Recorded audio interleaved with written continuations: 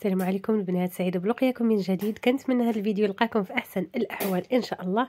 اليوم كنقترح عليكم هاد الطرطه او كيك بالكريمه، كيجي رائع. شوفوا القوام ديالو ببيضه واحده وبدون كريمه. غادي نشوفوا هاد الوصفه اللي كنقترح عليكم اليوم.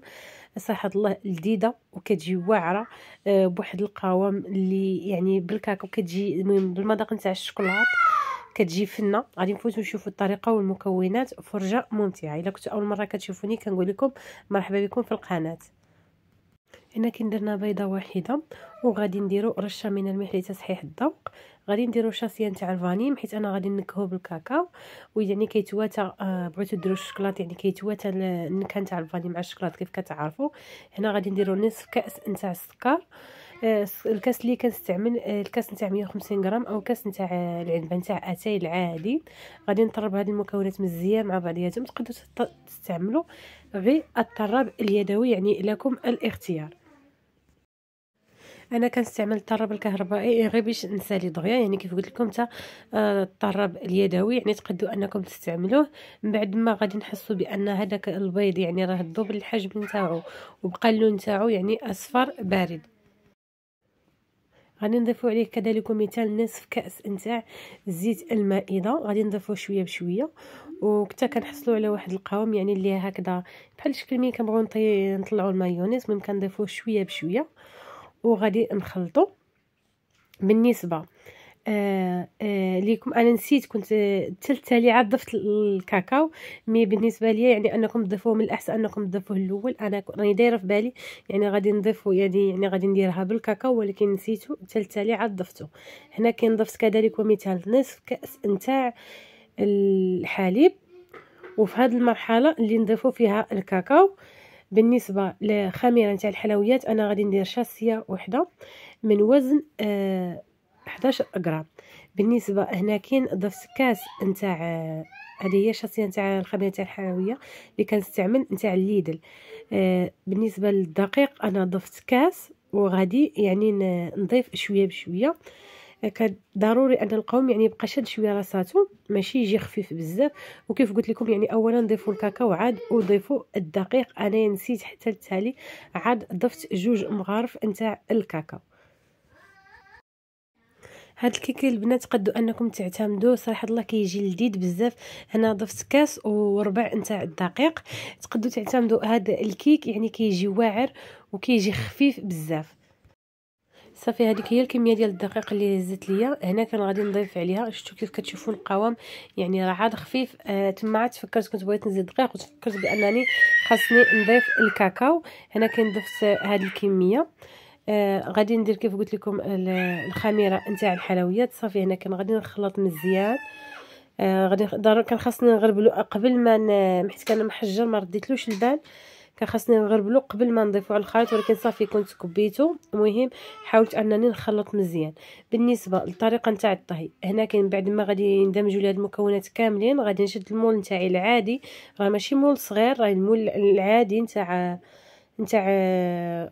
26 ماشي 26 26. المهم شتو الكيك ستاندر، ما عرفتش المول العادي هذاك هو اللي درت فيه. راه غتشوفوه معايا راه كبير، يعني ماشي تقولوا درت بيضه وحده راه درتو في مول صغير، لا راه درتها كبيره تبارك الله. غادي ندهنها بالزيت او الزبده. دهنتها هنا كاين بالزيت وضفت ليها الدقيق. هنا غادي نخوي هذه الكميه كامله وغادي ندخلها للفران مشعول غير من التحت لدرجه الحراره 180. غادي نخليها تقريبا 25 دقيقه كيكون واجد. من بعد واحد جوج دقائق تاليين كنشعل عليه من الفوق باش انه يخلي شويه ديال اللون وصافي، يعني ما كيبانش. ولكن ضروري انكم تجربوا تخشيو فيه شي كوردون باش تشوفوا بانه راه ناشف. بالنسبه للكريمه اللي غادي نستعمل انايا، انا استعملت هنا كاين لاموس. ما درتش الناطه ولا شونتي. هذه لاموس هي اللي استعملت. انا خديت القياس نتاع تقريبا وقيله 200 غرام اللي خديت، وضفت عليه القياس نتاعو اللي كان داير لي نتاع الحليب. ضفت عليه شويه ديال الكاكاو، واحد جوج مغارف نتاع الكاكاو باش نكهو بالكاكاو. وصافي غادي نطربوا مزيان. تقدروا تستعملوا نتوما اي نوعيه نتاع لاموس اللي بغيتو، غير يعني خدموها مزيان باش ان القوام ديالها هنا كنشوفوا كيف راها، ولكن غادي نطلعها تولي بحال شونتي.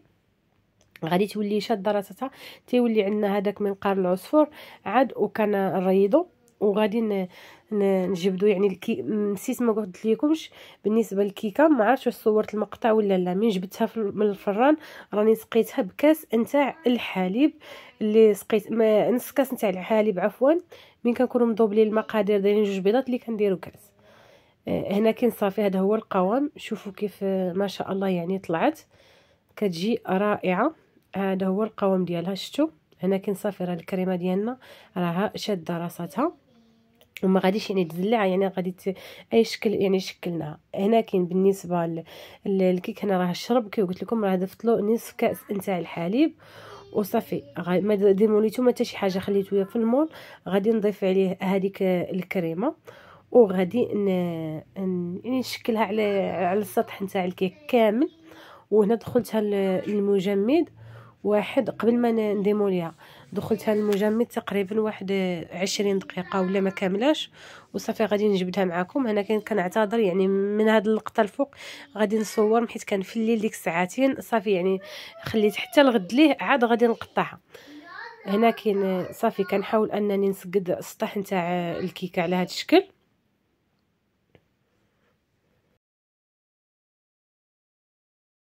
هنا كاين بعد ما جبتها من المجمد كيف قلت لكم، هنا كان صافي ديك ساعتين كان يعني ظلام الحال. وكملت الصور هنا في هاد الجهه نتاع الكوزينه. كيف كتشوفوا كيجي القوام ديالها هكذا شاده راساتها كتجي مزيانه صافي. انايا هنا كي درت ليه هاد الشوكولاط فيرميسيل مع القناه كاملين، وغادي نديرها حتى مع من الفوق غادي ندير لها حتى تما كاين شويه ديال الشوكولاط. وبالنسبه للتزيين يعني كيبقى اختياري، تقدروا ديروا لها غير خطوط نتاع الشوكولاط من الفوق بالشوكولاته السائله وصافي، يعني تكتفيوا بداك الشكل.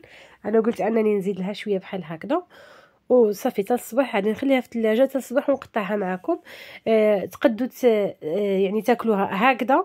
مي انا يعني على حسب الاضاءه حيت ما عجبنيش يعني هذا، ما جاتنيش هذه الاضاءه مرضيه، قلت خليه حتى الصباح. يعني واخا درت الاضاءه الاخر قلت حتى الصباح يعني عاد ونقطعها وتشوفوا يعني معايا الشكل ديالها. ما كيف قلت لكم يعني راه بهذيك 20 دقيقه اللي خلينا في المجمد صافي راه الكريمه كتقعد هكذا مزيانه.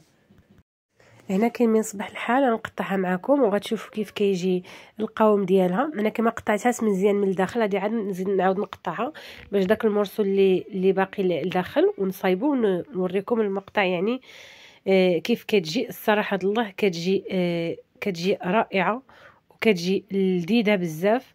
كتجي فيها النكهه يعني مركزه نتاع الكاكاو. هنا كاين رديت ليها الطريف نتاعها. شوفوا كيف كتجي بنات، كتجي لذيذه بزاف. وبالنسبه لهذا القوام راه كيقعد يعني راه الا قعدت لكم راه حتى سيمانه في الثلاجه كتقعد هكذا. القوام ديالها شاده راساتها وكتجي يعني كيف قلت لكم معززه بالنكهه نتاع الشوكولات. بالنسبه للناس اللي كيعجبهم الشوكولات والكاكاو راه غادي يحماقوا على هاد لاغوسيط. كنضرب لكم موعد ان شاء الله في فيديو جاي. بالسلامه عليكم.